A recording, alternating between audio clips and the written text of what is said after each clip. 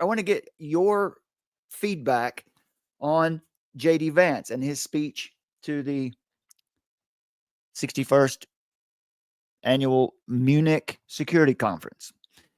Apparently, it's a big deal. And Vance was there this week, and he ripped into the mostly socialist crowd of European elites. It was quite a scene. If you thought that Javier Milei told the WEF off, if you thought that Kevin Roberts from the Heritage Foundation told the WEF off, and those two dudes told the WEF off, they really did.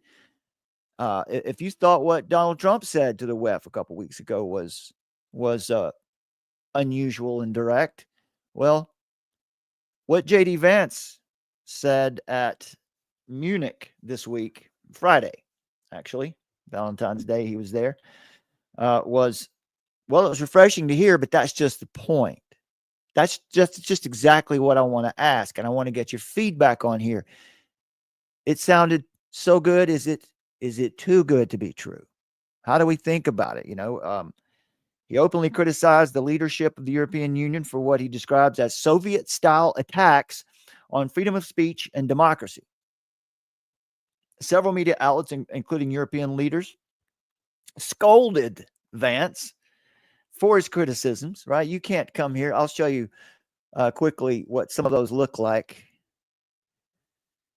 Here we have, let's get that a little larger for you there. Leon's getting larger. There you go. Yeah, so this is the German Chancellor. Chancellor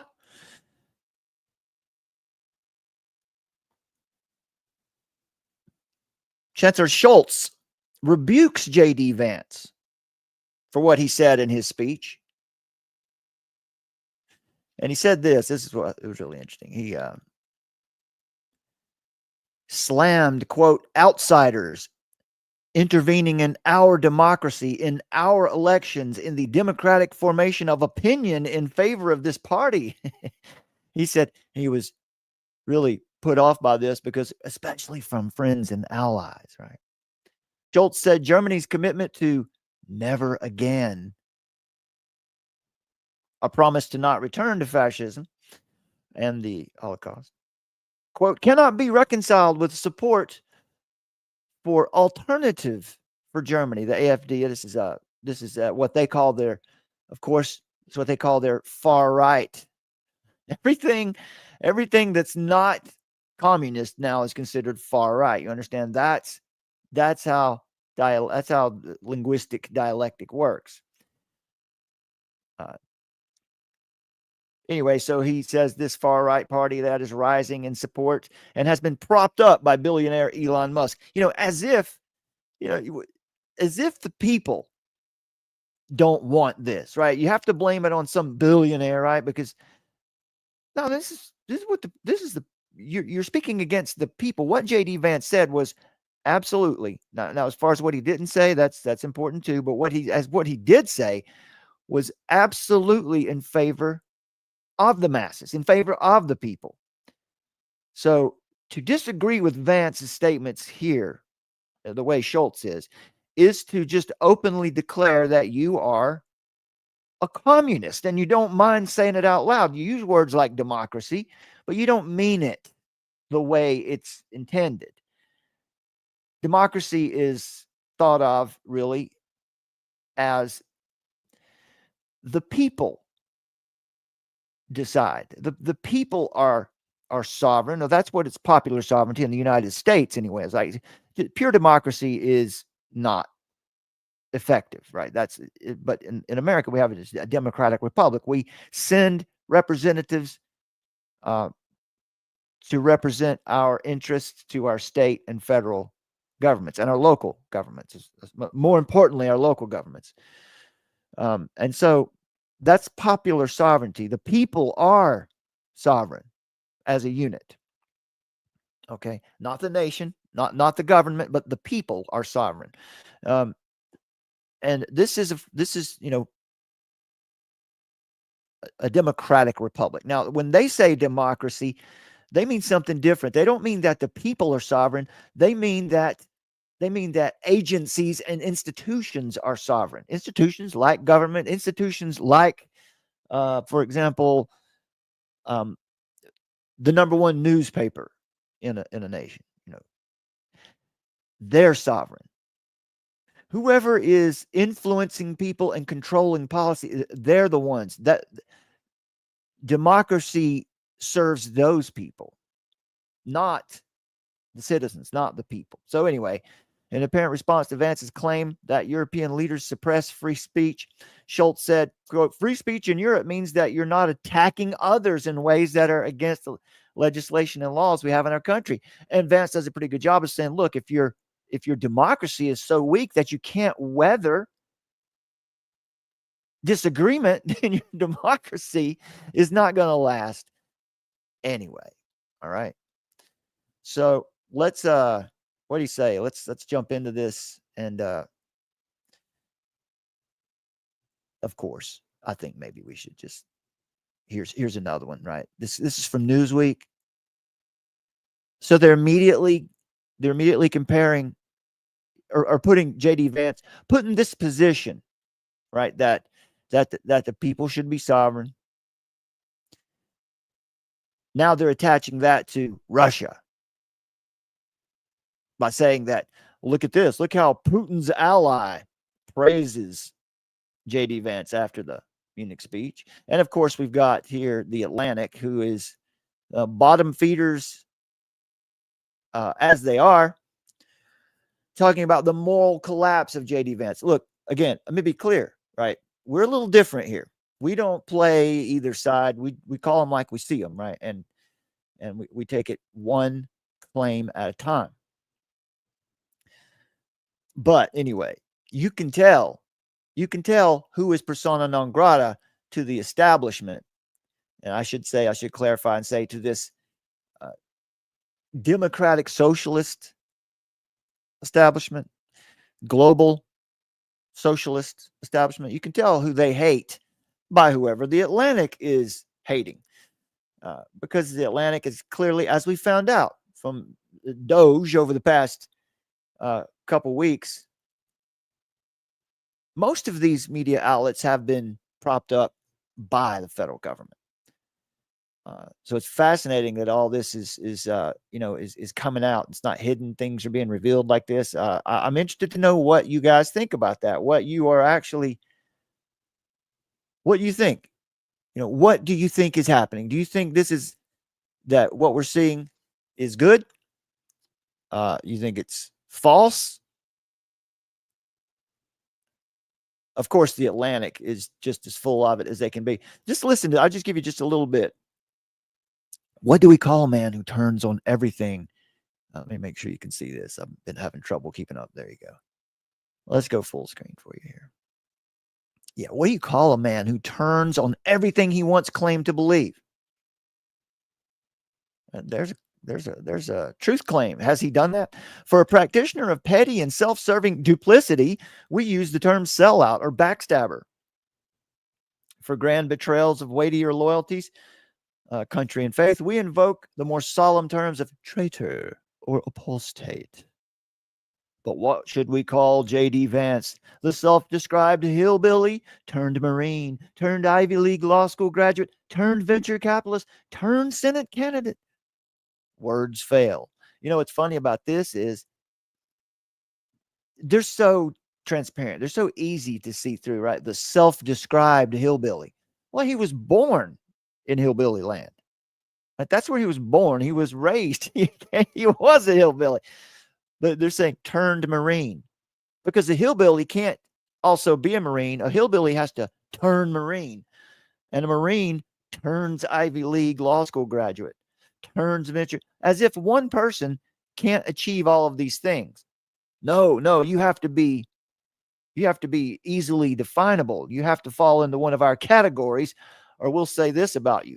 His perfidy to his own people in Ohio is too big to allow him to escape the label of opportunist, and yet the shabbiness and the absurdity of his Senate campaign is too small to brand him a defector or a heretic.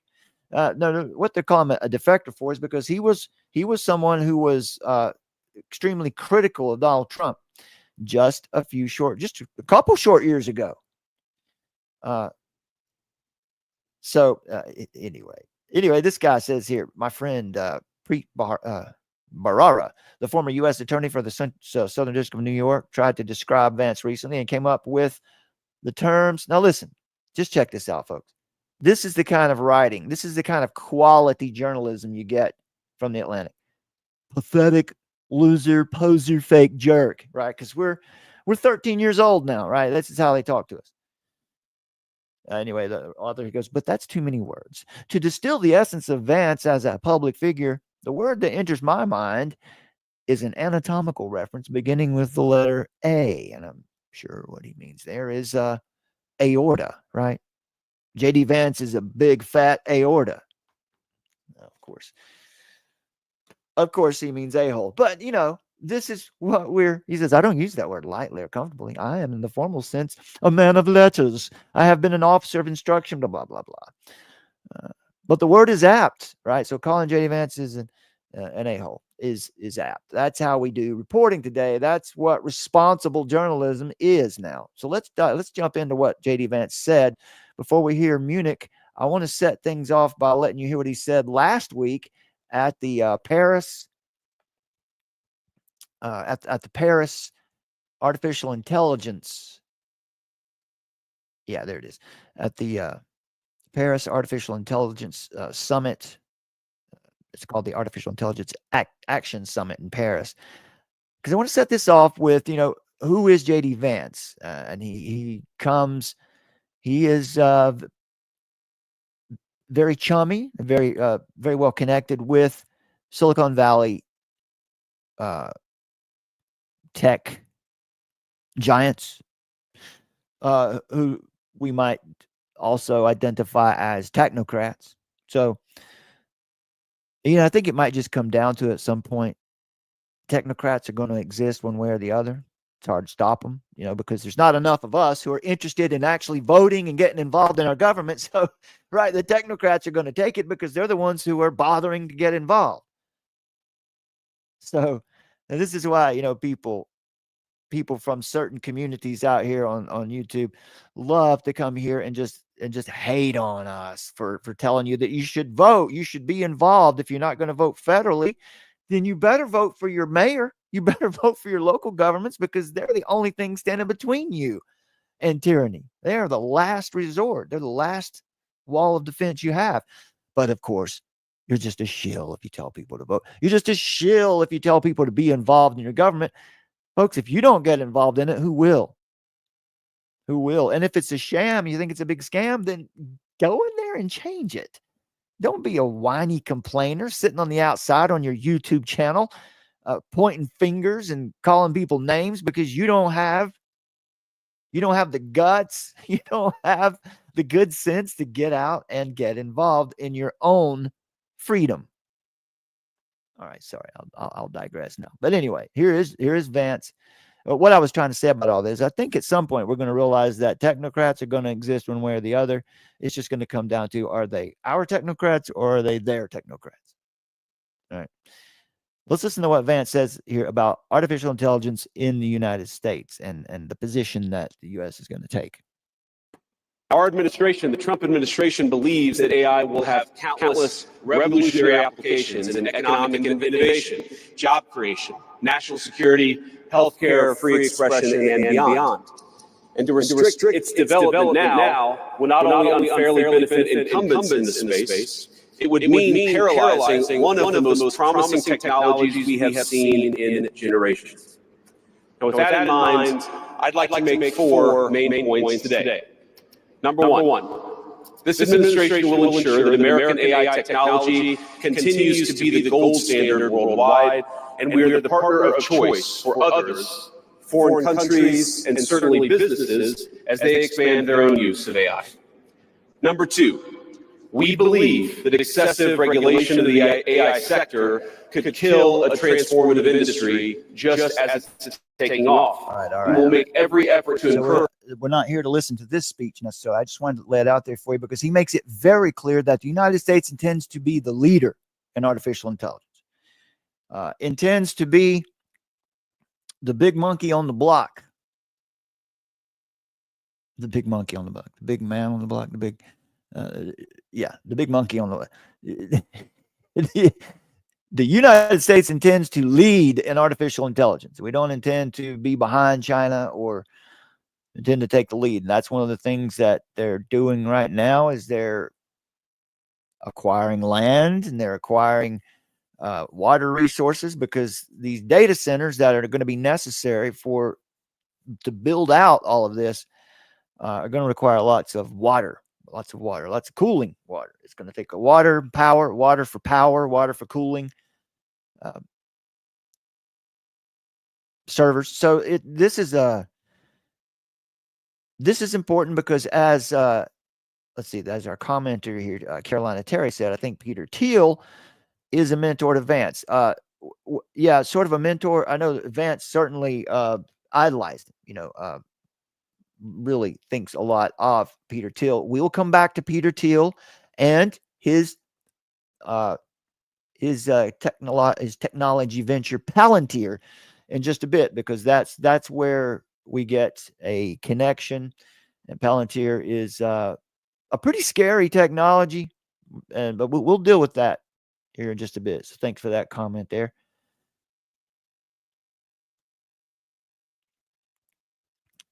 Lily Bell says close tabs at the Department of Defense.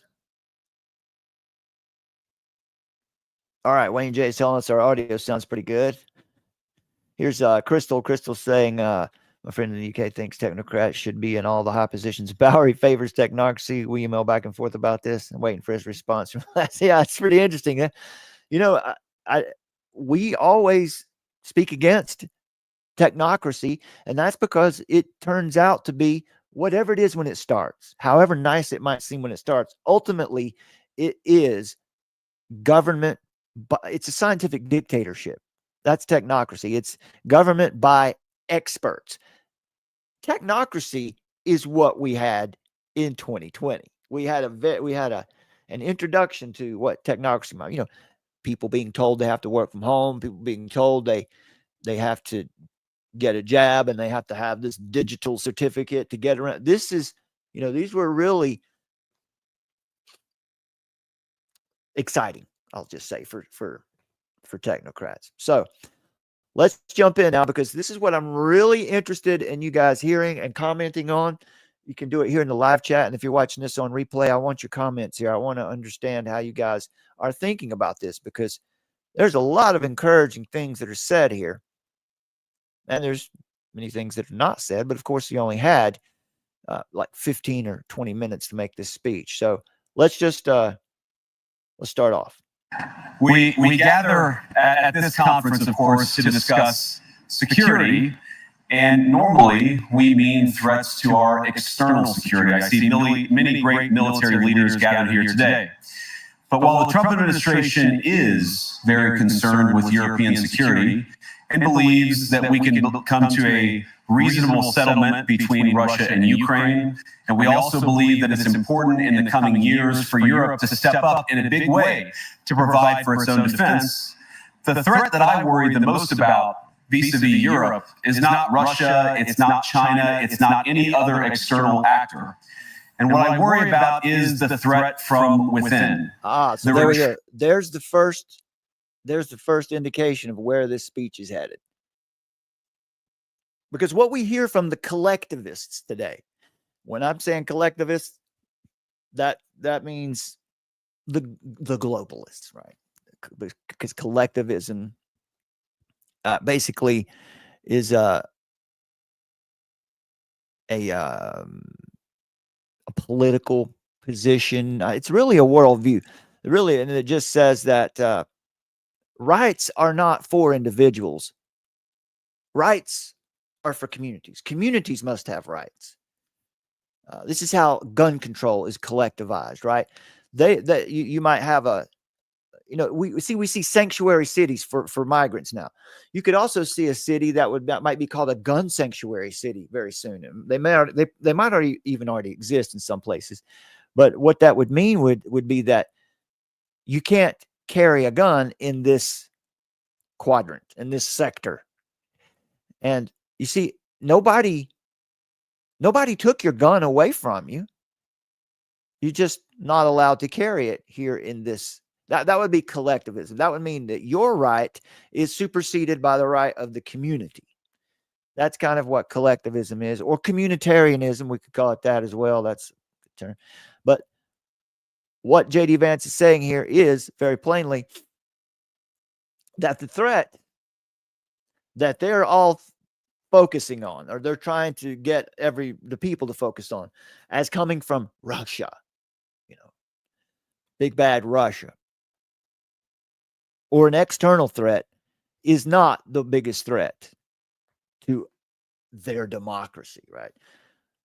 The threat to liberty and freedom, to what they call democracy, is from within. The biggest threat is from within, and that's what Vance is saying here. So that's the first check, right? This is true. He's very clear here that you guys are the biggest threat to democracy. All of you leaders who are here today, you're the ones threatening democracy. Russia's not threatening your democracy, not as severely as your own leaders are. Retreat of Europe from some of its most fundamental values shared with the United States of America. Now, I was struck that a former European commissioner went on television recently and sounded delighted that the Romanian government had just annulled an entire election. He warned that if things don't go to plan, the very same thing could happen in Germany too. Now, these cavalier statements are shocking to American ears. For years, we've been told that everything we fund and support is in the name of our shared democratic values. Everything from our Ukraine policy to digital censorship is billed. So were you aware that had happened in Romania? Yeah, because the mainstream media doesn't really talk about these things because they're really not allowed to, because we know who they're owned by, right? They're not allowed. They don't really report on these things. But yeah, Romania shut down their election because the wrong guy got elected. That is exactly what the establishment wanted to do in 2016. This is because from 2016 forward is where we've seen the tyranny of the agencies, or the tyranny of the institutions. But they all decided that, no, we need one of these people, one of whoever it is, but not this guy. Because if this guy can get elected, well, anyone can, and we can't have that. But Romania just did it. They just shut it down, see, because we are fortunate to live where we live. So there's another point, right? That's another thing that's happening that you may not have known about. They just shut the election down. They just stopped it. No good. Invalid, because wrong guy won. Dangerous, right? It's dangerous to elect the wrong person. As a defense of democracy. But when we see European courts canceling elections and senior officials threatening to cancel others, we ought to ask whether we're holding ourselves to an appropriately high standard. And I say ourselves because I fundamentally believe that we are on the same team. We must do more than talk about democratic values, we must live them. Now, within living memory of many of you in this room, the Cold War positioned defenders of democracy against much more tyrannical forces on this continent. And consider the side in that fight that censored dissidents, that closed churches, that canceled elections. Were they the good guys? Certainly not. And thank God they lost the Cold War. They lost because they neither valued nor respected all of the extraordinary blessings of liberty. The freedom to surprise, to make mistakes, invent, to build. As it turns out, you can't mandate innovation or creativity, just as you can't force people what to think, what to feel, or what to believe. And we believe those things are certainly connected. And unfortunately, when I look at Europe today, it's sometimes not so clear what happened to some of the Cold War's winners. I look to Brussels, where EU commissars warn citizens that they intend to shut down social media during times of civil unrest. So now it's starting to happen right here at about the 5-minute mark in his speech. This is where it really starts to happen. Some people start squirming, and they get some good shots of the audience too. It's mostly military people, leaders. The moment they spot what they judge to be, quote, hateful content. Or to this very country, where police have carried out armor of truth, right? We have been struck just in the last year 3 or 4 different times by this platform for just that. It's what they considered what we were saying was hateful. Of course, so we know it's not hateful. It's just far right. It's not even far right, is it? It's just the truth. It's just common sense. Can't have that, because there is a faction inside the United States that is in lockstep with these European leaders, and they need for Christianity to be mitigated, because Christianity is the only worldview that can stand up to, that can withstand collectivism, the threat of collectivism and globalism and the communism, right? And we've actually got an article here. There we go. That has just released today. That Summer has provided for us. A good one here. The issue is always the revolution. Stop the blood sport of radicalism.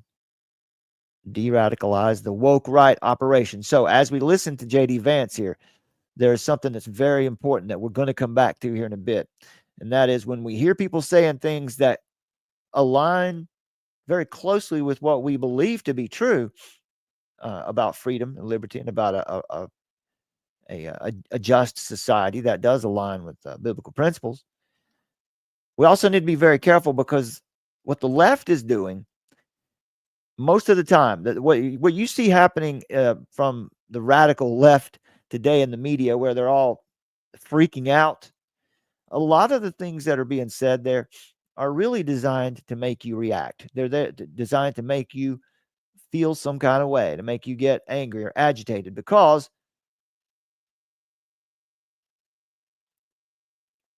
it's right here. The big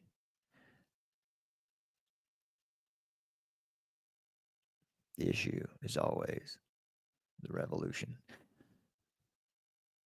It's on down here pretty far, but the point is, the reaction is the real reaction, right? The issue is never the issue. So whatever it is that they're crying about and complaining about, whoever they're calling names, that's not really what they're interested in getting you to hear. What they want is for you to react, because it's always about the revolution, and the way they win is to get you to react and become woke too, meaning that you will argue for your position against all common sense.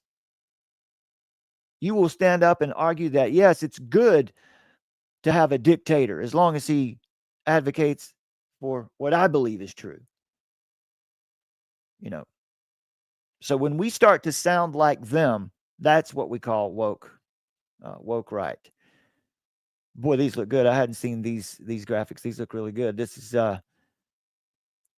Yuri Bezmenov, where we talked about the 4 stages of demoralizing a civilization. Demoralization. You demoralize the civilization. You separate them from God, and you separate them from their good traditions. Then you destabilize it. Then you create a crisis so that you can swoop in and normalize it. So let me we'll come back to this in just a bit, because I definitely want to share this points from this piece with you. No idea what's going on with this website. It's doing whatever it wants to now. So let's jump back over here to Vance. against citizens suspected of posting anti-feminist comments online as part of, quote, combating misogyny on the internet, a day of action. I look to Sweden, where 2 weeks ago the government convicted a Christian activist for participating in Koran burnings that resulted in his friend's murder. Yeah, can I even As the judge in his case chillingly noted, Sweden's laws to supposedly protect free expression do not, in fact, grant, and I'm quoting, a free pass to do or say anything without risking offending the group that holds that belief. So see there, except, right, it is okay to say things that offend Christians or just Americans who hold a constitutional and originalist position on the Constitution. It's okay to say things that are offensive to those people. There'll be no laws against that. But anyone who's advocating for the revolution, you're not allowed to offend. You're not allowed to challenge. And when they say offend, they don't mean offend the way we use the word. They just mean disagree. They mean hold a position counter to theirs. That's what they mean, because you're an offense. You're offensive to them if you exist. And perhaps most concerningly, I look to our very dear friends, the United Kingdom, where the backslide away from conscience rights has placed the basic liberties of religious Britons in particular in the crosshairs. A little over 2 years ago, the British government charged Adam Smith Connor, a 51-year-old physiotherapist and an Army veteran, with the heinous crime of standing 50 meters from an abortion clinic and silently praying for 3 minutes. Not obstructing anyone, not interacting with anyone, just silently praying on his own. Now that's one piece, right? We knew about this. We've covered this 2 years ago. We covered, there was several people who were arrested for praying silently on the street. Yeah, I mean, the coppers came up to them and then asked them what they were doing. And they could have said, I'm just resting my eyes. But no, they were bold and they said, no, I was just praying. And they were arrested for it, for praying silently. So what Vance is doing is he's calling that out. And now I know it's good for him to call that out, but look how far we've fallen. It's kind of like this. We've just had this, what seems to be a shift in the political environment in the United States. And a lot of people are very excited about what they see. I like a lot of things that I'm seeing right now, but also being cautious. But here's the point to all this. Some of the first things that Trump did was to, ban biological men from playing in women's sports and, shutting down the woke agenda.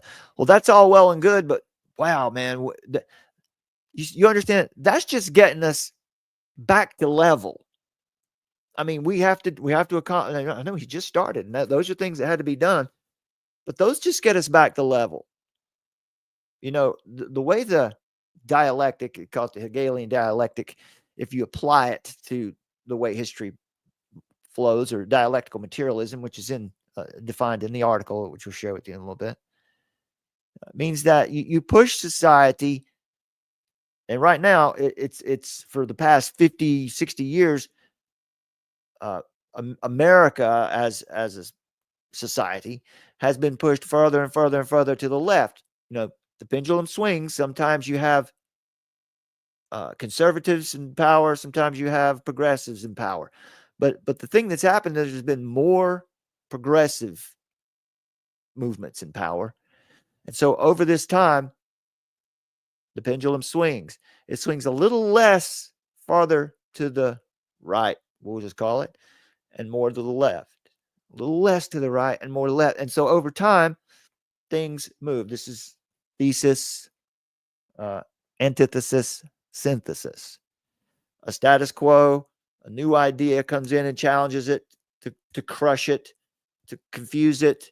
And then out of that comes a new idea, a new synthesis, a new way.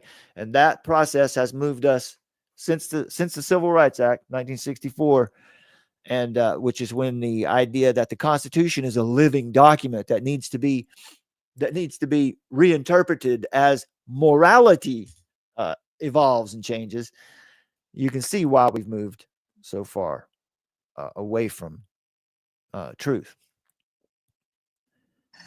After British law enforcement spotted him and demanded to know what he was praying for, Adam replied simply, it was on behalf of the unborn son he and his former girlfriend had aborted years before.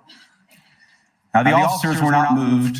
Adam was found guilty of breaking the government's new buffer zones law, which criminalizes silent prayer and other actions that could influence a person's decision within 200 meters of an abortion facility. He was sentenced to pay thousands of pounds in legal costs to the prosecution. Now, I wish I could say that this was a fluke, a one-off crazy example of a badly written law being enacted against a single person. But no, this last October, just a few months ago, the Scottish government began distributing letters to citizens whose houses lay within so-called safe access zones, warning them that even private prayer within their own homes may amount to breaking the law. How about that? Naturally, the government readers to report any... If you live in a certain area, just pray it in your home. Could get you arrested. Now, it's the thing that I'm saying that's good about this. It is certainly refreshing and encouraging to hear someone say this publicly, out loud, to the people who are really responsible for pushing it, right? Because in this audience, that you've probably seen a couple cutaways of the audience here, are military leaders. You're going to find Bilderbergers, Club of Rome, Davos, these New Geneva Babelites, these who are building their Tower of Babel once again, building it from Geneva. They're all present to hear this. So to hear them rebuked to their face is refreshing. I don't care who you're, whether you like JD Vance or not. That's something new. Well, something we haven't seen in a while. Everyone's really hungry for it, I think. Fellow citizens suspected guilty of thought crime. In Britain and across Europe, free speech, I fear, is in retreat. And in the interest of comedy, my friends, but also in the interest of truth, I will admit that sometimes the loudest voices for censorship have come not from within Europe, but from within my own country, where the prior administration threatened and bullied social media companies to censor so-called misinformation. Misinformation like, for example, the idea that coronavirus had likely leaked from a laboratory in China. If you don't mind, I'm going to skip through this little section here because of the platform that we're currently on. We just try to be careful. Anyway, so you get it. You know what he's talking about there, right? You people all ran with this particular narrative that turned out to be false, whatever you think about all of that, whether you think it was real or whether you think it wasn't or not. Either way, but it gets better. It gets we're just now getting to the point where it's going to get a little more spicy. Do precisely the opposite, and I hope that we can work together on that.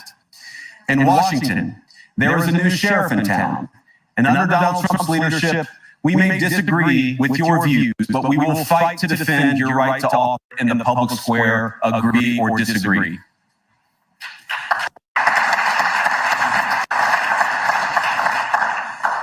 Now, we're at the point, of course, that the situation has gotten so bad that this December, Romania straight up canceled the results of a presidential election based on the flimsy suspicions of an intelligence agency and enormous pressure from its continental neighbors. Now, as I understand it, the argument was that Russian disinformation had infected the Romanian elections. But I'd ask my European friends to have some perspective. You can believe it's wrong for Russia to buy social media advertisements to influence your elections. We certainly do. You can condemn it on the world stage even. But if your democracy can be destroyed with a few $100,000 of digital advertising from a foreign country, then it wasn't very strong to begin with.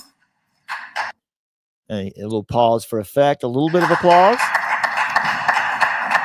You know, Now, sparse applause, but that's an excellent point, right? You socialists, you've been exposed, right? You're not trying to save democracy. You're not trying to serve democracy. You're trying for the kingdom, and I mean the Antichrist kingdom. You're trying for the communist utopia.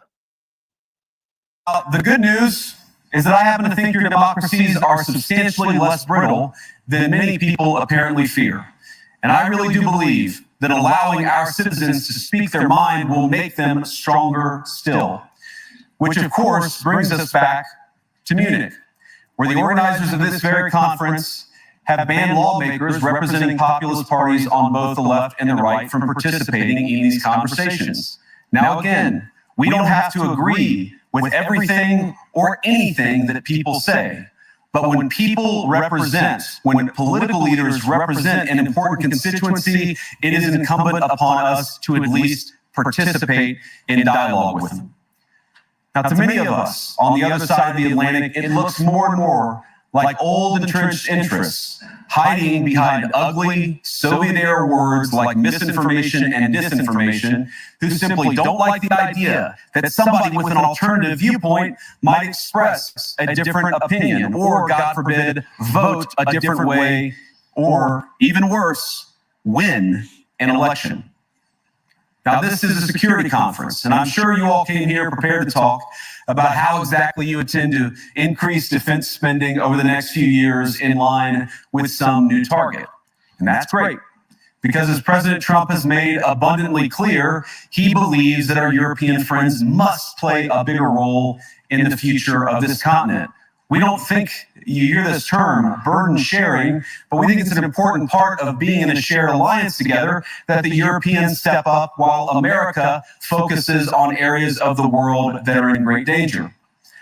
But let me also ask you, how will you even begin to think through the kinds of budgeting questions if we don't know what it is that we're defending in the first place? All right, here comes a great point. But before he gets to that, they're talking so much about what they're defending their democracy from, which is these external threats and misinformation and all that. But they don't really ever define what it is they're actually defending. Like, what do you believe in? And that is because these collectivists, these socialists, these aspiring communists never tell you who they really are. Because no one with good sense would follow them. They never tell you who they are. They hide what their true intentions are. But what Vance just said here was really important too, because that is saying that Europe, if you're going to be starting wars, if you're going to be allowing wars to start over here in your neck of the woods, you need to buck up and take on the responsibility for fighting them, paying for the defense, because requiring the United States to pay for all of it, or most of it, quite a lot of it, while they're using these military actions to push this globalist agenda, is really part of the old Agenda 21 idea, where that is now in the United Nations as Sustainable Development Goals, which is basically the idea is we have to bring down. There can be no superpowers. We're going to have a multipolar world order of regional powers. There's not going to be a superpower, and so the idea has been for a long time now, for many decades, that the United States needs to be brought down, down, down. So when they talk about global equality, they're not talking about bringing other nations up to a certain level. They're talking about bringing superpowers or the wealthier developed nations down. And so that's really what he's calling out here, of these tactics. I've heard a lot already in my conversations, and I've had many, many great conversations with many people gathered here in this room. I've heard a lot about what you need to defend yourselves from, and of course that's important. But what has seemed a little bit less clear to me, and certainly I think to many of the citizens of Europe, is what exactly it is that you're defending yourselves for. What is the positive vision that animates this shared security compact that we all believe is so important? And I believe deeply that there is no security if you are afraid of the voices, the opinions, and the conscience that guide your very own people. Europe faces many challenges, but the crisis this continent faces right now, the crisis I believe we all face together, is one of our own making. If you're running in fear of your own voters, there is nothing America can do for you. Wow. Nor, for that matter, is there anything that you can do for the American people who elected me and elected President Trump. You need... Ask not what your country can do for you. Ask what you can do for your country. That's kind of that idea, isn't it? He's going to get to immigration here in a minute, but there's some shifty people. You know, they're shifting, getting nervous, they got really angry at him after the speech. Need democratic mandates to accomplish anything of value in the coming years. Have we learned nothing? That thin mandates produce unstable results, but there is so much of value that can be accomplished with the kind of democratic mandate that I think will come. What he's saying here is so important, and I think it slides. I think it might get past a lot of people. What he's saying here is the kind of system, the collectivism that you guys are pushing. You're not pushing democracy. Your values are not in line with the United States anymore. So, look, if we're going to continue to be allies, we can't be your ally if you're going to actually stand against democracy. If you're going to be pushing Soviet-style collectivism, well, we can't support that. That's nice to hear, you know.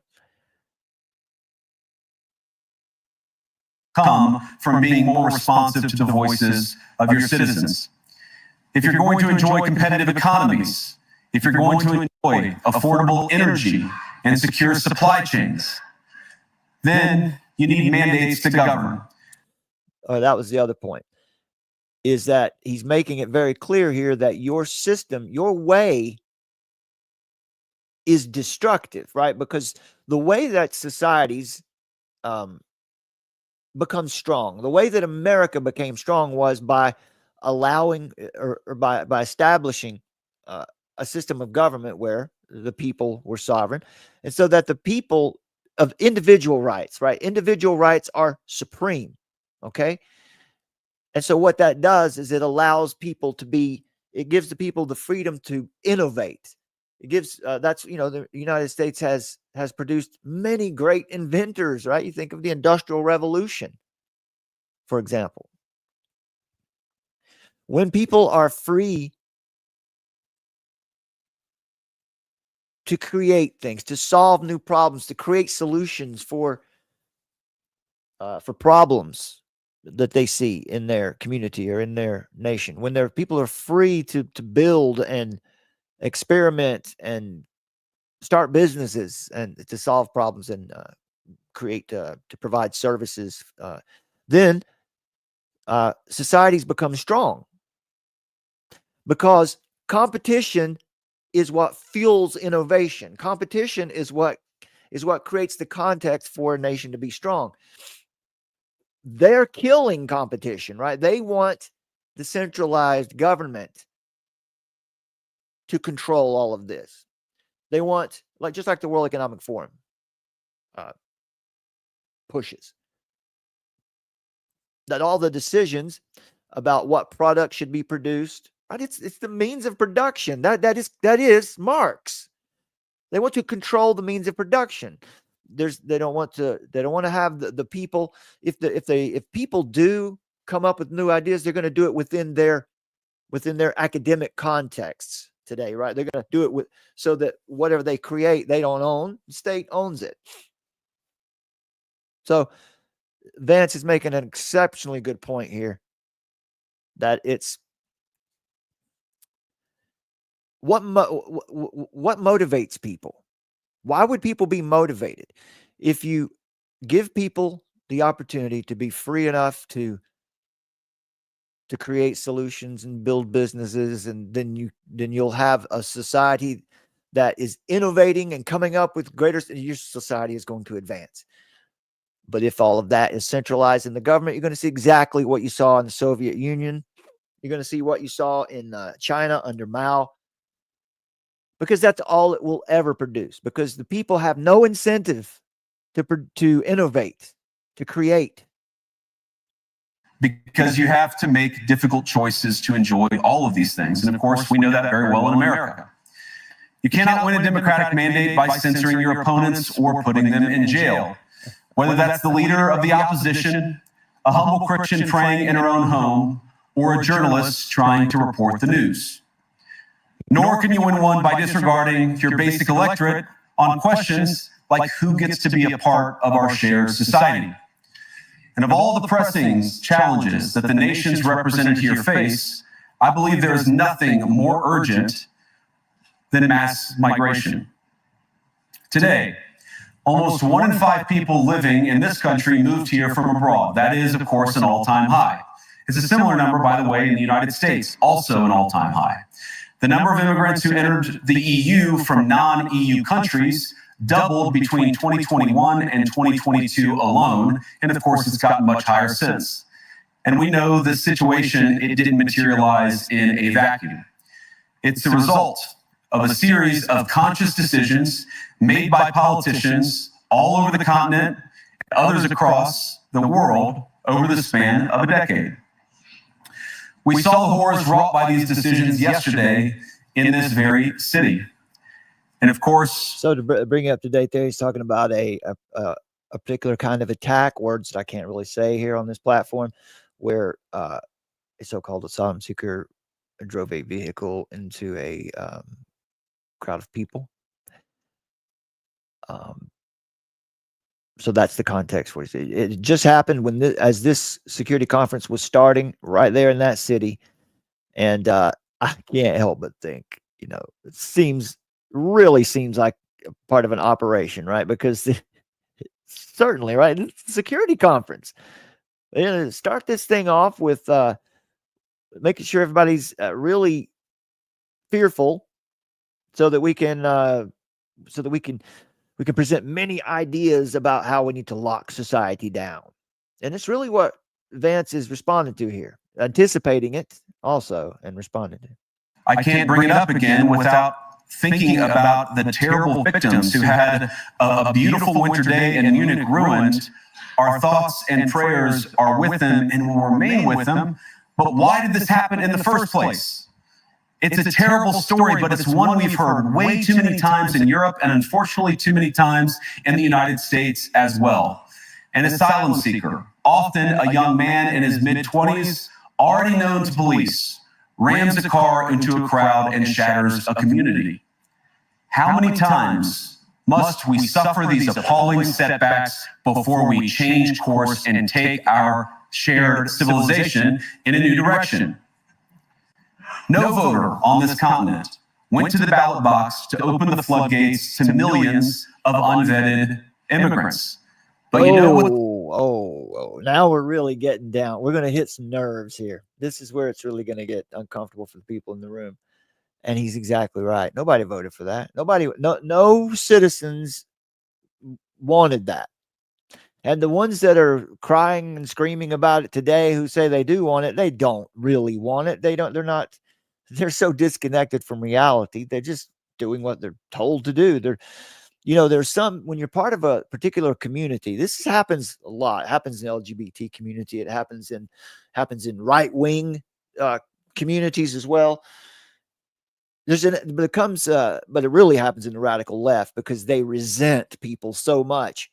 They resent people outside their in group, So if you were to say anything good about Vance or Trump or someone, if you just were to deploy your common sense, well, they will cancel you. You don't get to be in the crew anymore. You don't get to be friends anymore. So a lot of these people just say they toe the party line so that they're not going to risk their own status within the in group, and that also plays out on a larger scale, like we see here. They did vote for. In England, they voted for Brexit, and agree or disagree, they voted for it. And more all over Europe, they're voting for political leaders who promise to put an end to out-of-control migration. Now, I happen to agree with a lot of these concerns, but you don't have to agree with me. I just think that people care about their homes, they care about their dreams, they care about their safety and their capacity to provide for themselves and their children. And they're smart. I think this is one of the most important things I've learned in my brief time in politics. Contrary to what you might hear a couple mountains over in Davos, the citizens of all of our nations don't generally think of themselves as educated animals or as interchangeable cogs of a global economy. And it's hardly surprising that they don't want to be shuffled about or relentlessly ignored. How about that? Now, okay, we know Vance is Roman Catholic, but let's leave that to the side for a moment, and we're just thinking here about from a general perspective on creation. Not everybody thinks of themselves as an educated animal, right? Not everyone, and if you do believe in macroevolution, meaning that human beings have evolved from lower animals, in fact, have evolved ultimately from a rock, right? That the idea of abiogenesis, that life sprung up from non-life, which is just ludicrous. But that's a common position. But anyway, the point here is that without the Imago Dei, without the affirmation and living out your life as though you and all those around you have inherent dignity because you're created in the image of God, if we're all just educated animals evolving, then why should we follow any rules if survival of fittest is true?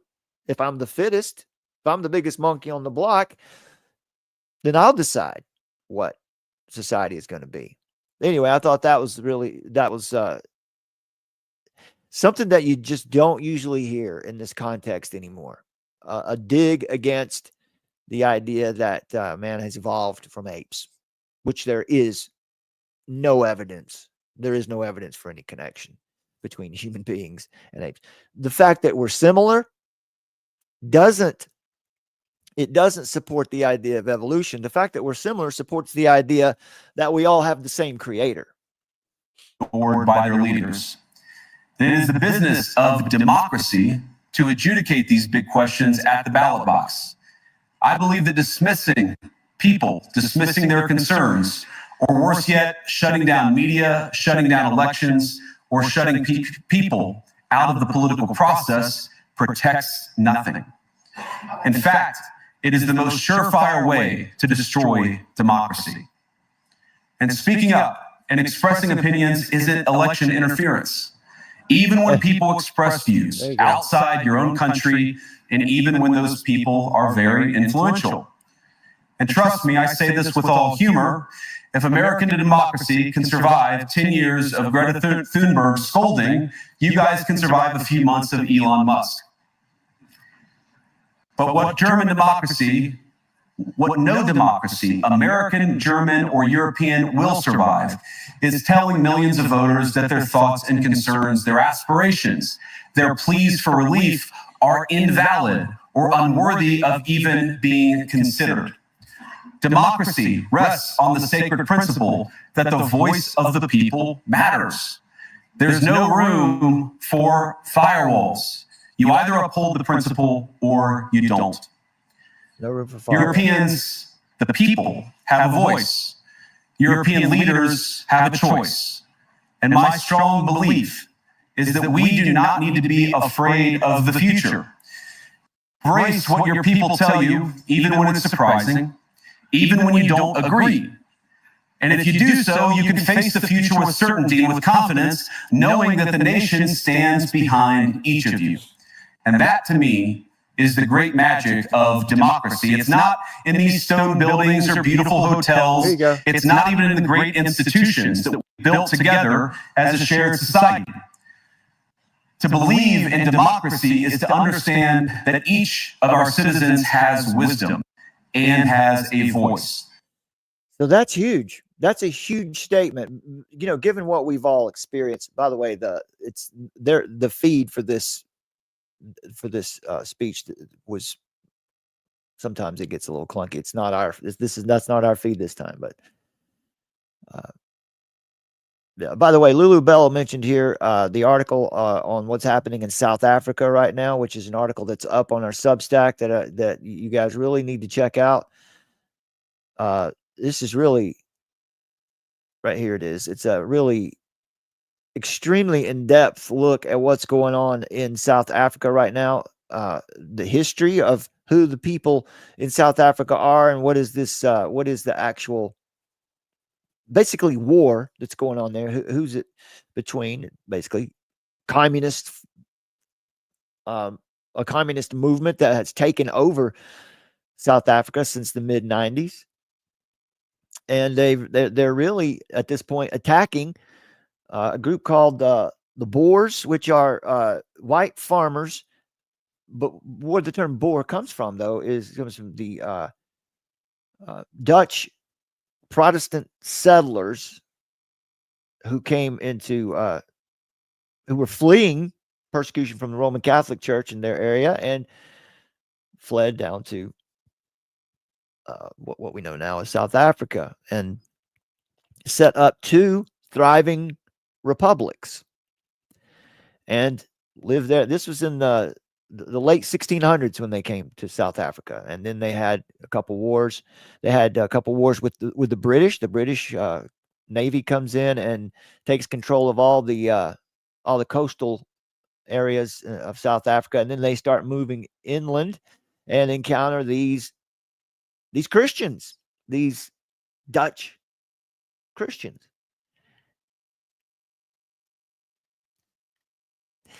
But things definitely, now South Africa is considered like another version, like very similar to the United States for that reason. You've got Christians fleeing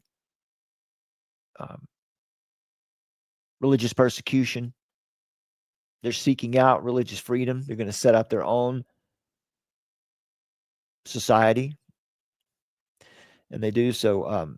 Check this article out. We're going to talk about this in much more depth later, but that was something we need to mention here. Thank you for mentioning that, Lulu Bell, and thank you, Summer, for putting that up,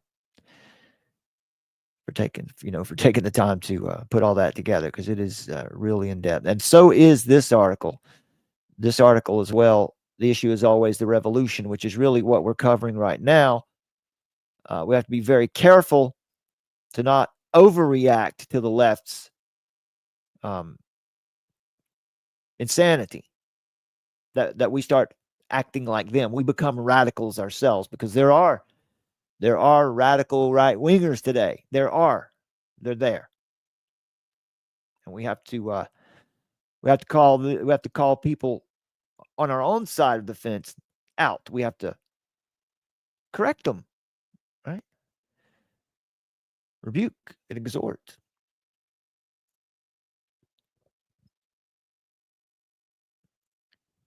And if we refuse to listen to that voice, even our most successful fights will secure very little. As Pope John Paul II In my view, one of the most extraordinary champions of democracy on this continent or any other once said, "Do not be afraid. We shouldn't be afraid of our people, even when they express views that disagree with their leadership." And that's it. That is the end of JD Vance's speech. Let's hear what I'll play this little clip for you here when someone asked Trump what he thought of Vance's statements. This question about Munich. Vice President Vance's speech to the conference has ruffled quite a few feathers in Europe. What did you say to ruffle them? He was talking about the freedom of speech and migration in Europe. Do you believe that European leaders have a fundamentally different view of the world than this administration? Well, I heard his speech, and I tell you, you're talking about JD's speech, right? Yes, sir. I heard his speech, and he talked about freedom of speech, and I think it's true in Europe. It's losing. They're losing their wonderful right of freedom of speech. I see it. I mean, I thought he made a very good speech, actually, a very brilliant speech. Yeah. And Europe has to be careful. And he talked about immigration. And Europe has a big immigration problem. Just take a look at what's happened with crime. Take a look at what's happening in various parts of Europe. I thought his speech was very well received, actually. Well, I don't know about well received, but it was a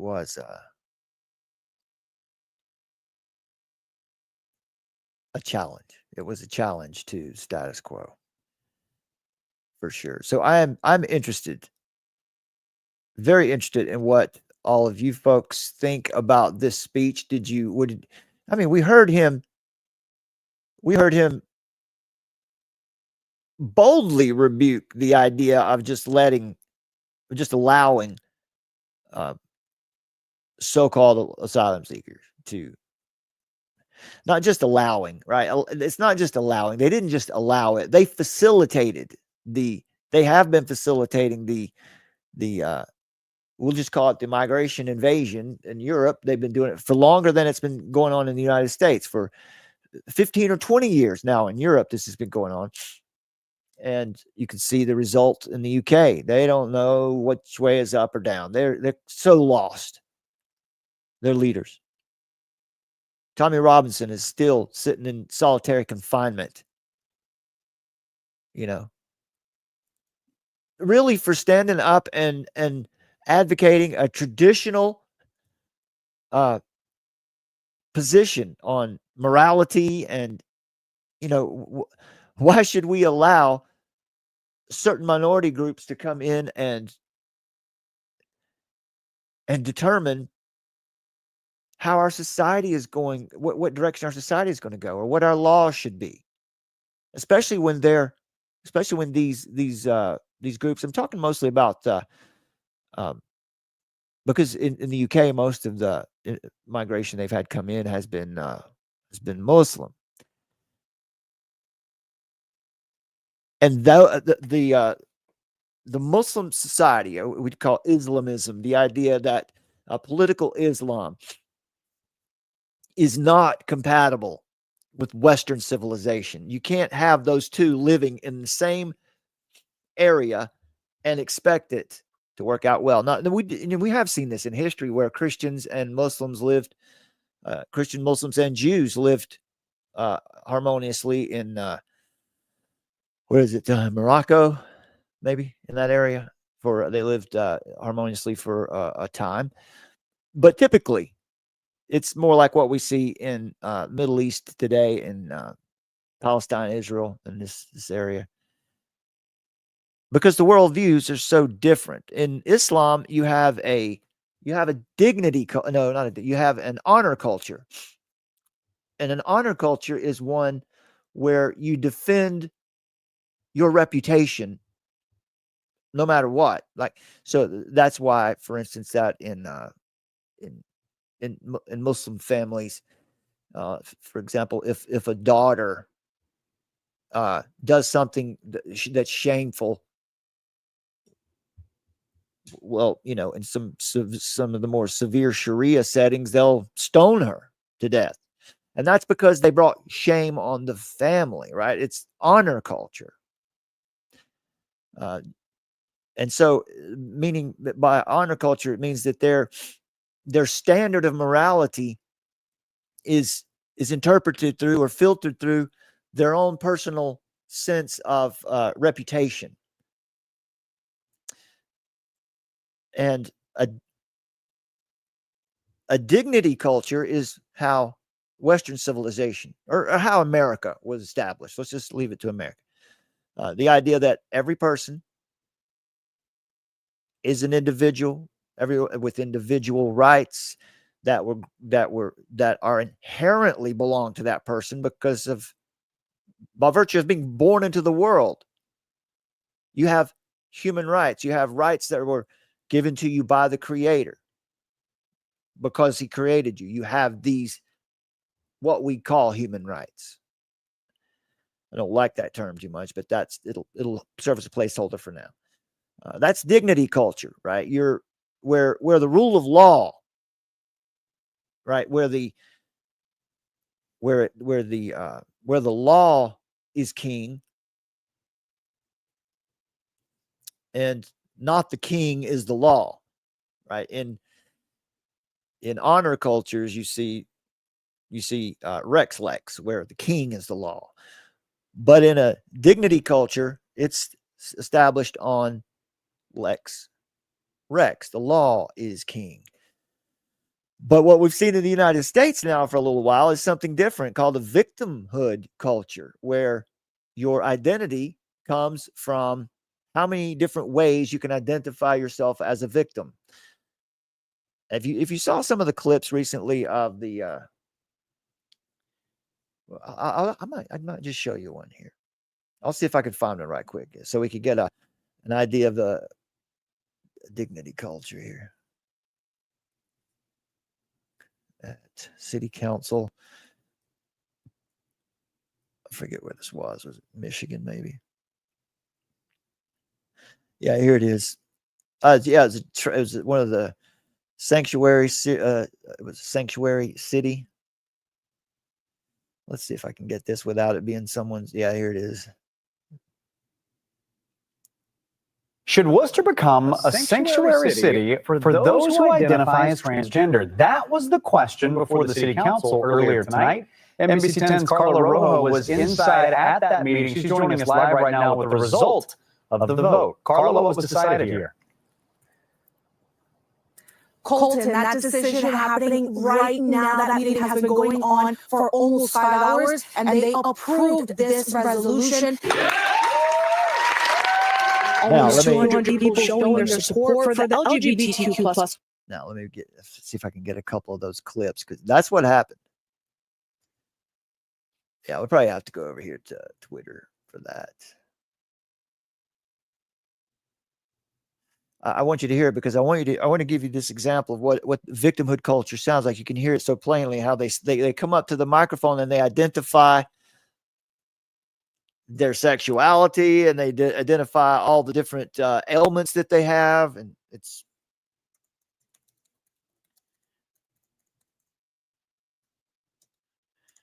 sanctuary city. Let's see if that'll do it. Yeah, Worcester, Mass. There we go. Let's just listen to a little bit of this, because I think it's this one right here that really. Let me see how this looks. Tough to see, isn't it? No, it'll be all right. Let's see here. Okay, let's see how this goes. I think it's this one here that leads off with all the ailments. This is how they identify. I need the city to protect me because the federal government won't. And if you think you're afraid of Trump, you should say how afraid of Trump I am. Thank you. Can we wrap up, please? Yes, I can. If you say that you're afraid of Trump and that's why you don't want the city to be a safe space for trans people, you better prepare for trans people to make this a very unsafe space. Is that wise? I mean, is that wise?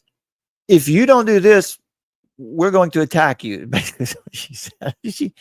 Anyway, the last one there with the blue hair. I don't know if this clip shows her again, but anyway, she comes up to the microphone and they all come up to the microphone and they give their birth name, and then they give their what they call their public name or their trans name, and then they'll announce what part of the LGBTQ they are, and then this one definitely, and other ones have too. They go down and they list all of their diagnoses, right?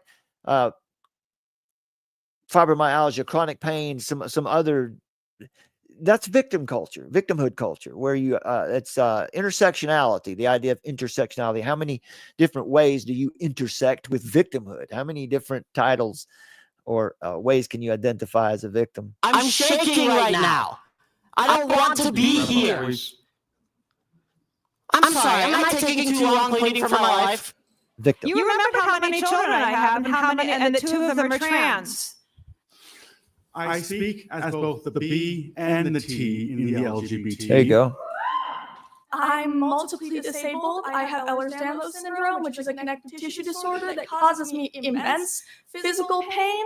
I'm on the autism spectrum, and I have narcolepsy, and I couldn't drive myself here, so I had to hide from my driver that I was in drag, which is not an easy thing to do in drag.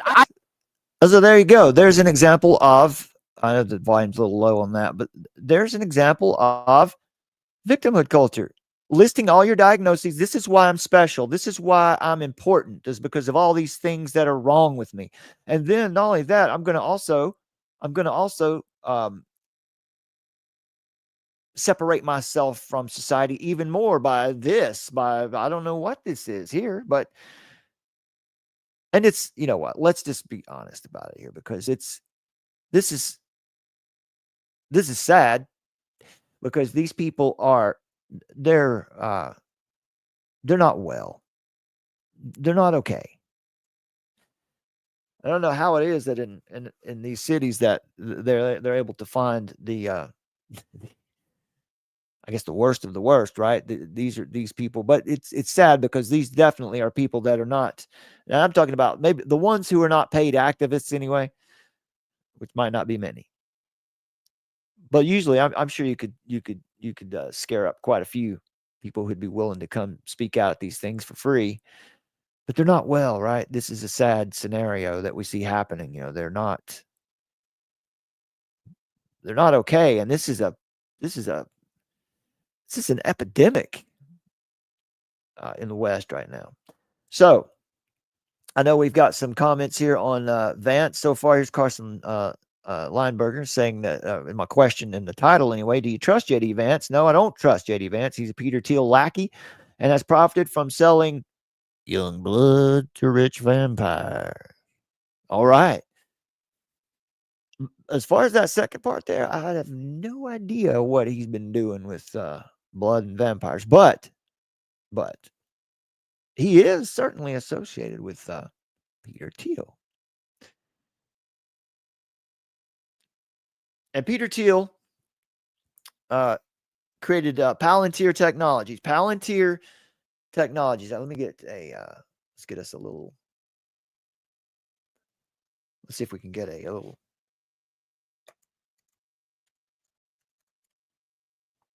Something to ground us here in this. Here's the website, Palantir website. Yeah, that'll work right there. So let me explain to you what Palantir is. And knowing that JD Vance is, someone had said it earlier, that JD Vance is, I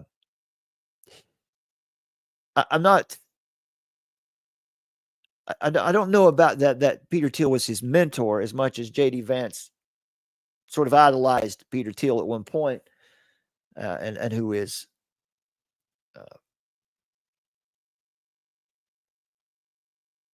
Peter Thiel. Let's get you just a brief bio on Peter Thiel.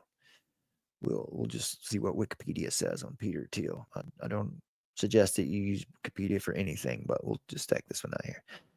So he's about 57 years old, American entrepreneur, venture capitalist, and billionaire. and political activist. Well, Wikipedia says he's a political activist. I don't know if he'd describe himself as that way, but he's co-founder of PayPal, along with Elon Musk, and Palantir Technologies. He also the Founders Fund, and he was the first outside investor in Facebook. He has about $11 billion. Okay, so there's that. That's Teal. All right. So let's talk about Palantir Technologies, which is this is the website you see on your right there. As technology evolves, we have to think about it this way. The debate over how to balance innovation, which we were just talking about, right? People who are free to innovate are going to come up with things, and sometimes we're going to come up with things that are maybe dangerous. So you have to balance innovation like this, technological innovation. You got to balance that with privacy and human rights.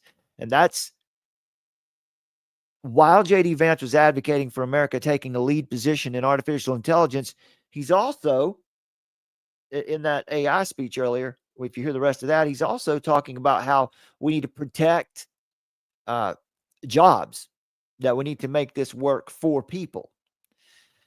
But anyway, so it's a lot of things that we hear are good, but we have good reason to be suspicious and skeptical of what we're seeing.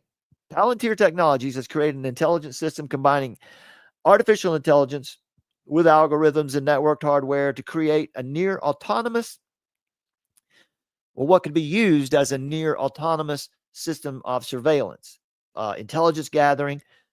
It can predict behaviors, and it can also be used in weapons systems. This is highly controversial technology, but it's controversial because it could be a great benefit to our world, and it could create also the context for the rise of a sinister technocracy, where the ultra-rational, unemotional artificial intelligence becomes the only government, becomes the only judge and jury, and also the executioner. Palantir is also closely tied to government, and its powerful data mining capabilities operate under a legendary veil of secrecy. That's one of the big problems about Palantir, is the lack of transparency. Palantir's software integrates vast amounts of data from diverse sources, ranging from public records to private communications, and analyzes all of it to identify patterns, relationships, and anomalies. These tools allow agencies to process large-scale data, including your personal information, which sets the stage for true mass surveillance and the erosion of individual privacy rights, particularly when it is used by government entities like the U.S. Immigration and Customs Enforcement, ICE, or intelligence agencies. So we can see a potential problem here with the immigration issue that we're talking about, because you can just about guarantee that this technology is going to be brought out and used, right? The immigration debacle is most likely going to be is turn out to, in the end, to be the impetus for a mass system of surveillance, right? And that's because of facial recognition and artificial intelligence, right? That Palantir's technology integrates into its system, exacerbating these concerns about constant monitoring and profiling of certain individuals. Also, it's there's really, these things can be gathering your information or surveilling you without your consent, because people are really most often unaware that these technologies are even present or at work, where they are. And so your data is collected, it's used. And so then the big issue about Palantir is ethics. Is it ethical?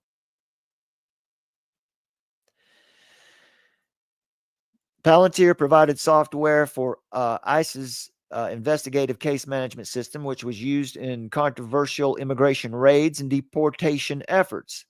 Palantir has faced criticism for its secrecy around the specifics of how its software is deployed, because the public is really been left in the dark about Palantir's role in controversial operations. Like we don't really know where and how this is being used, but certainly it's being used because it exists.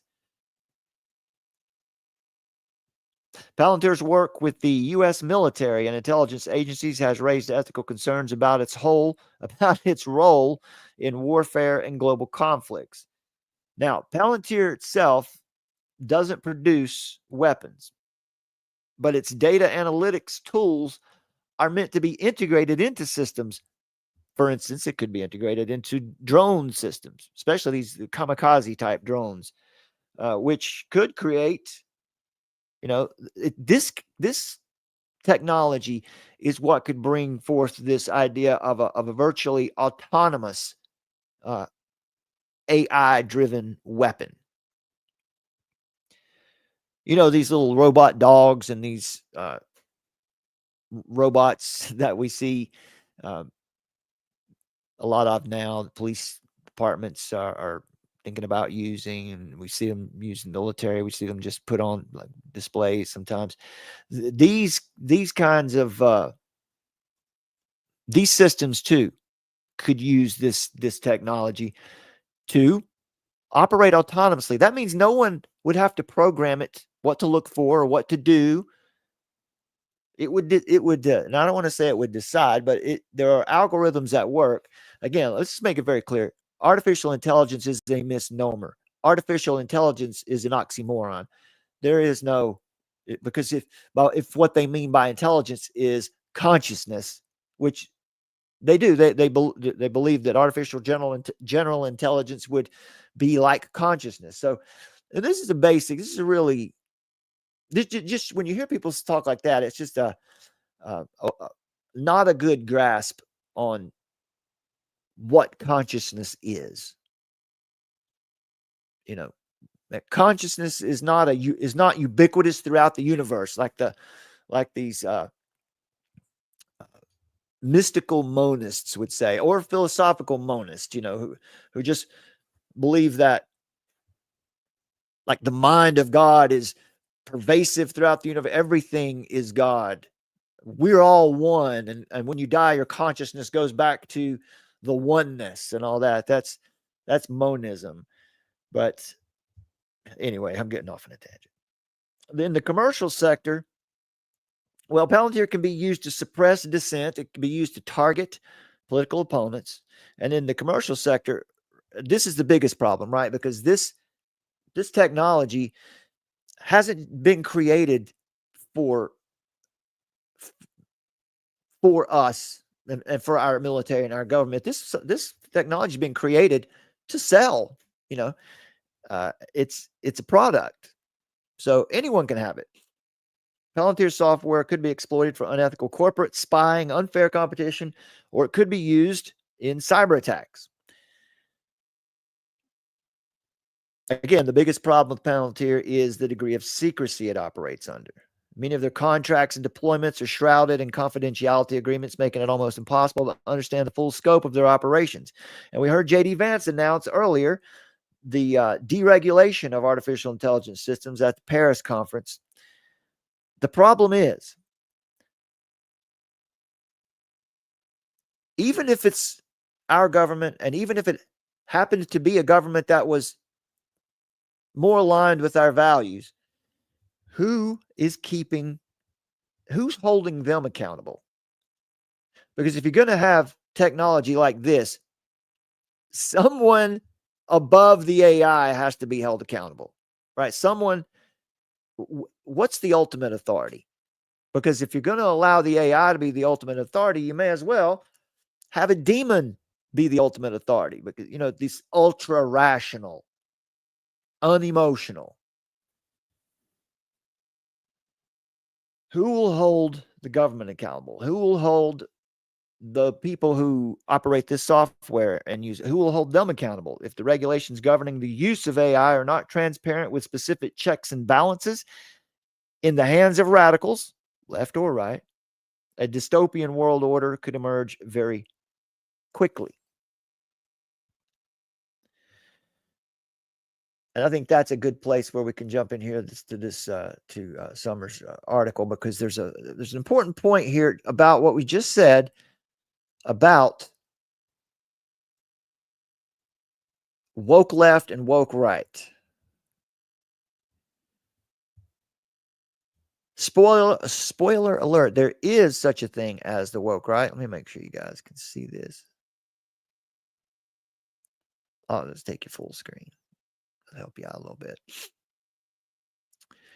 Hey, give Summer a shout out in the live chat over there for this good work, because I'm telling you, this is these articles have gone up here over the past couple weeks. For all of them are great. I'm just singling out the last couple of weeks have really been helpful, and they're just it's like reporting a story to you, but also giving you an encyclopedia of links to follow so you can educate yourself. We don't tell you what to think. We want to help you find out how to make up your own mind. Drastic affronts to liberty and justice surely require decisive action to restore order. Someone writes here, we need to get wise about the woke right because our free society depends on it. Oh, are we having some trouble here?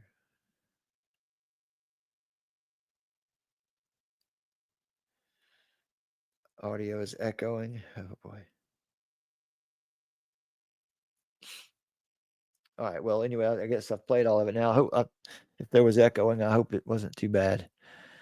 But anyway, this is your call to action.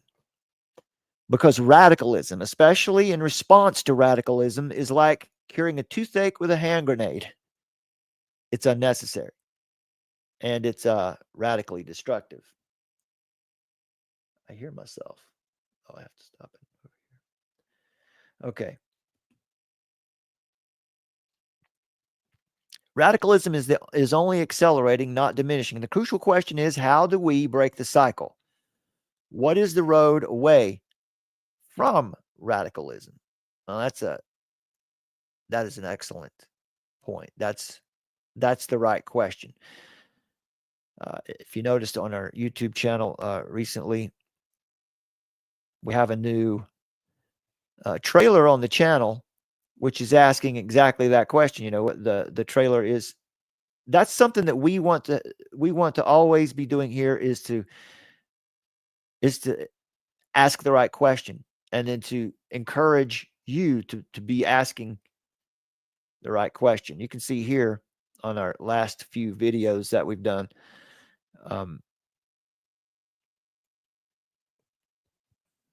There we go. The things that we've been talking about here. Yesterday, it was the Valentine conspiracy. The day before that, it was the, or 4 or 5 days ago, we did the obsession with symbolism, chasing shadows. Beware of the YouTube, these agents and grifters who are really just promoting the deconstruction of society, right? And this is how, knowingly or not, they fall right into Marxist thinking and doing the bidding of Marxism. So we've got that, and we also released a clip video of that's about 25 or 30 minutes long here, called Cryptomania, Tearing Down Your Internet Idols, where we show people on YouTube who are just using the Bible as a prop for esoteric theories, seeking out after secret knowledge, asking the right question. Let's listen to this for a second. Let's listen to this and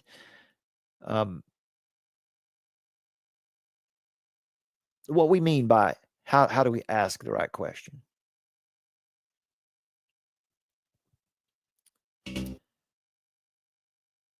There we go.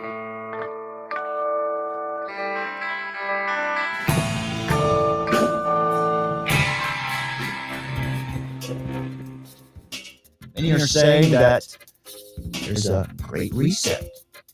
And people are saying this is yet another explosion in the controlled demolition of the United States and its position as a global superpower. Here's the question you really want to be answered. This is what matters. What in the world am I supposed to do with this information? There's a new and stranger story in the news every day. It gets more hectic. It's easy to panic. What am I supposed to do to ensure that my family is safe, protected, provided for, and that I'm faithful to God and not falling for any deception, whether it's coming from the church, or from Satan, or from Klaus Schwab, or if I am deceiving myself? Well, you have come to the right place, my friends. Armor of Truth exists precisely for this purpose. Now, we were all born into this age to be a part of this moment, to either be God's instruments of grace or his rods of wrath. You want to be the former, not the latter. We will cover what is happening in all of these areas for you. And Lord willing, you will come away from these reports knowing more about the Savior. That's the point of it all. To become better acquainted with Jesus Christ and to be better able to discern what is true, what is false, and which way you should turn every day as you are faced. Every day with an ever-changing world that is more confusing and deceptive than at any other time in history. These days you cannot afford to guess and you cannot afford to assume that just because someone says they're sincere and because they say all the right words, they're not deceiving themselves, or a deceiver meant to attract and lead as many as possible away from the truth, like the Pied Piper, or like your adversary, Satan. All right, getting a report from someone that all of our clips are echoing, so I'll just finish with this. And what we want to do here at Armor of Truth is help you to discern, asking the right questions. Groovy, huh? Yeah. So there we go. Back to the article.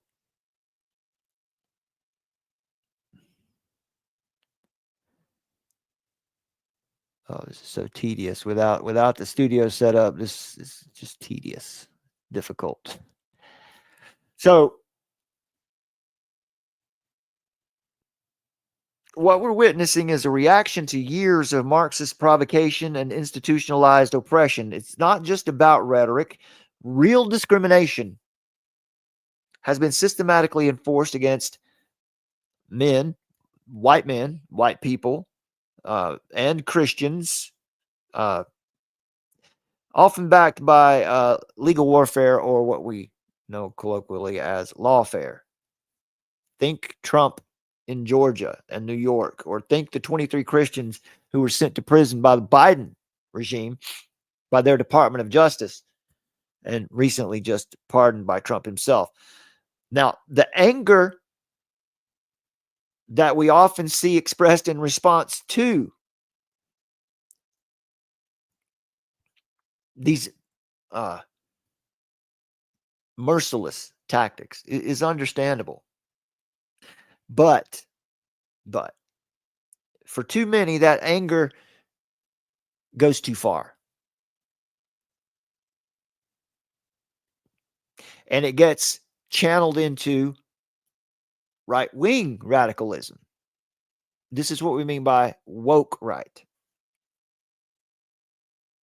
And when that happens, it plays directly into the hands of the very forces that we claim to oppose, right? We have to remember that dealing with the totalitarian mindset, one of the main features of the totalitarian mindset is resentment. They resent anyone with power because they want it. ultimately that's what they crave. Ultimately, you can see that radicalism in general, whether it's on the left or the right, really just follows the lead of Lucifer, or, the deceiver. What we see in Ezekiel and Isaiah talking about King of Babylon, the King of Tyre, which is also can be by application. It's also talking about Satan's fall, because Satan wanted power, wanted to sit in God's seat. He wanted to receive the worship. He wanted to be in power, supreme power. That's the totalitarian mindset. That's where it comes from. The totalitarian mindset comes from the garden. It comes from the fall. It comes from that first urge, which was for secret knowledge, so-called hidden knowledge, and the desire to be the supreme authority, to be your own God. So always remember, when dealing with the totalitarian mindset and the communist urge in leftism, that the target's reaction is the real reaction that they're looking to create. In other words, fighting Marxism with blind reactionism, getting angry, and just to give you, for example, for example, the transgender sports, right, or biological men playing sports, getting involved in women's sports and brutalizing women, just destroying women's sports altogether, is something that would make Riley Gaines, for example, and other women athletes who have experienced this. It makes you angry, and as we watch it, it makes us angry. And so, as that goes on for a while, and people become more upset by it and more angered by it, the response could be to just start shutting all those people out, and we sequester ourselves off of, we divide our nation into different states, different regions where this is. So when we get angry and we start to react by wanting to separate ourselves, and we become just like them. We start sounding just like them. Every reaction is a weapon in the hands of the revolutionaries. The issue is never the issue. The issue is always the revolution. Let me just ask Summer. I'm going to send her a voice message here.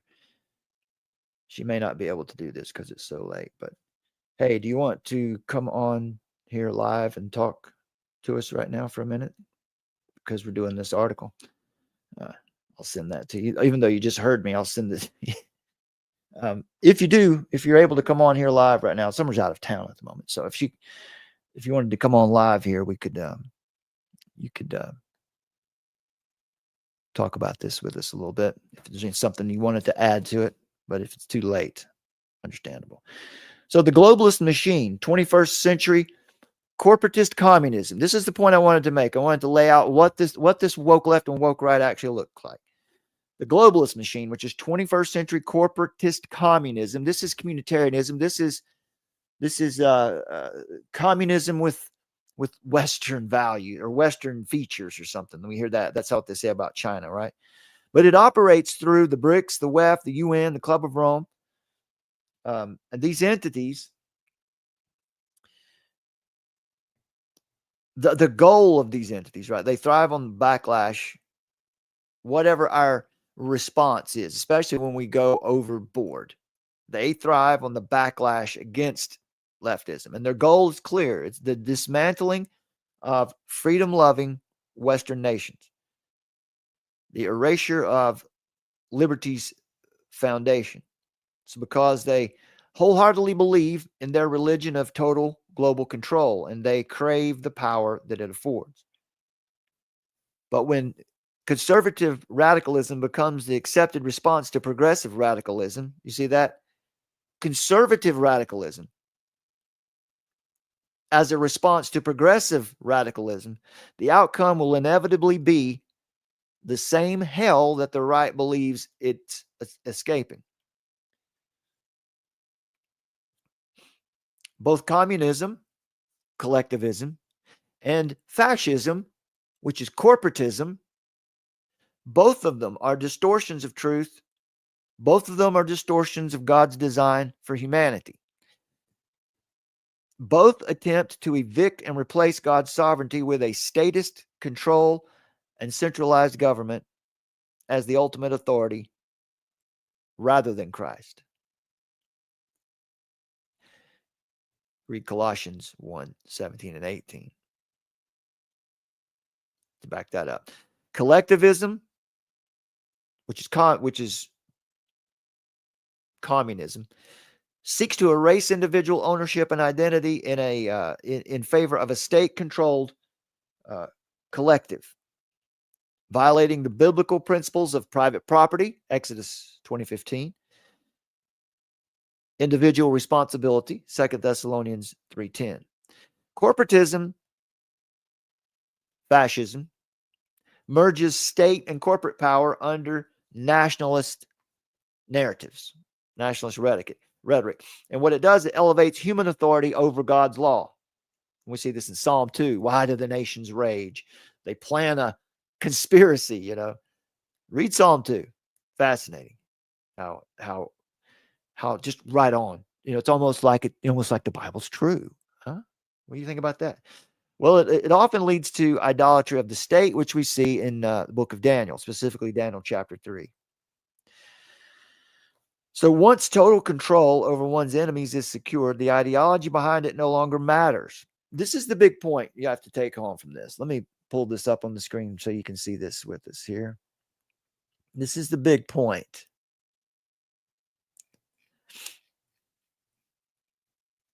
Not sure how far down it went here. Fighting Marxism with blind reactionism only fuels the cycle, strengthening the Marxist agenda instead of dismantling it, reinforcing the very agenda from which we seek to free ourselves. Let's see. There you go. This is known as hatecraft. We see this a lot, right? Where just when they're trying to wind you up, they're saying the most awful things. They're calling you Hitler. They're calling you this and that. This is hatecraft. That's what we mean. That's what is meant by the term. So let me scroll down here so you can see this piece here. There you go. Both communism, which is collectivism, and fascism, which is corporatism, are distortions of truth. Both of them are equally evil and destructive. One is left, one is right. Here, once total control, totalitarianism, over one's enemies, the West, is secured, the ideology behind it no longer matters. Said another way, whether under communism or once total control over one's enemies is secured, the ideology behind it no longer matters. Under these circumstances, collectivism can shift easily to corporatism and swing to and fro as needed for those who are pulling the levers of the total state. Because power, remember, they crave power. They don't care about principle. Power, not principle, is always the end game in the blood sport of radicalism. So whether it's under communism or fascism, the result of radicalism is always the same. It is always totalitarianism, a counterfeit of God's kingdom. True justice and social order are not found or realized through human-engineered power structures, but through the rule of Christ and adherence to God's law, Isaiah chapter 9. This was the intention of the framers, and it was the purpose of the Constitution that they produced. So the point here, folks, is recognizing this dynamic is the first step to breaking free from the threat of tyranny.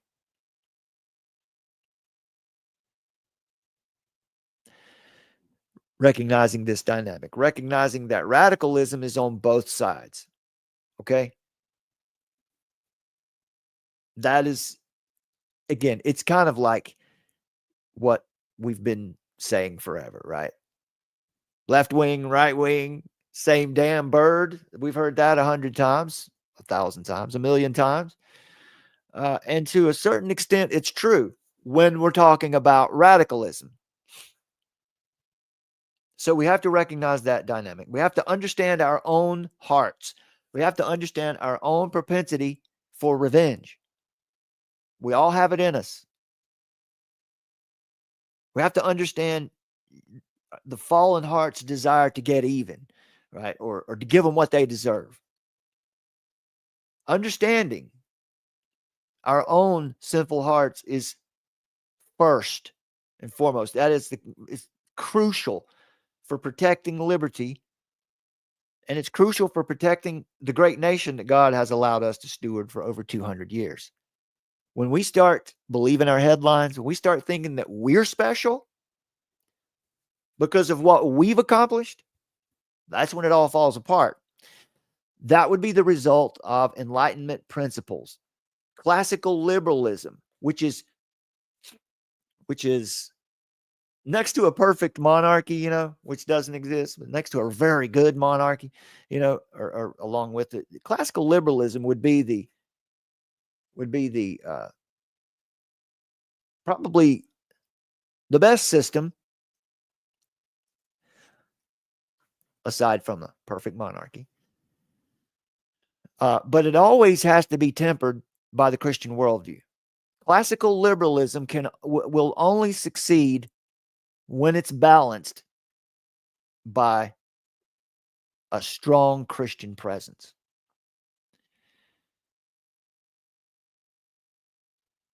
And what we've seen in the United States over the past 50, 60 years has been the result of classical liberalism and Enlightenment principles that have drifted further and further and further away from God, away from foundational truth that's found in His Word, right? And that's why the day that people, globalists, socialists, the radical left, that's why they believe that the Constitution is not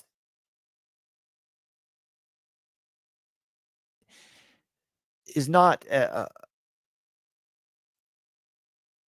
a document that it is a document that must be reinterpreted as society changes, which is false, because if the things that the Constitution enumerated and the principles of liberty that it declared, if they were true then, they're still true now, because truth does not evolve. Remember, we have another article on our Substack that we hope would be very helpful to you, called Manipulation and Confusion, the difference between facts and truth, right here. This helps you understand how to discern things and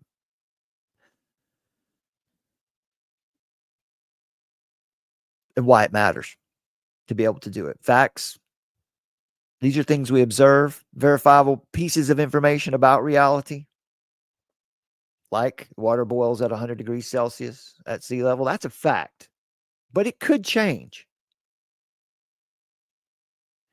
Facts are things that we observe and can measure within the material world, but truth is more broad. Truth can transcend the material world. Truth is fundamental reality, encompasses facts, also includes meaning, coherence, and ultimate reality. So truth is not just what we experience or observe or can verify scientifically. Truth is also the laws of logic, which can't be seen or tested. They just exist. But also morality and spirituality these are represent truth. So Jesus said, for example, I am the way, the truth, and the life, John 14:6. And that signifies truth as a transcendent reality beyond just facts. And here's why this is why the difference matters when we're dealing with this, debating people, talking to people. Facts are necessary, but they're insufficient for understanding reality fully. A set of facts without proper interpretation can be misleading, and people can and often do use facts selectively to construct false narratives. Of course they do. And we see it all the time. We especially see it coming from the woke left, and we see it coming from the woke right as well.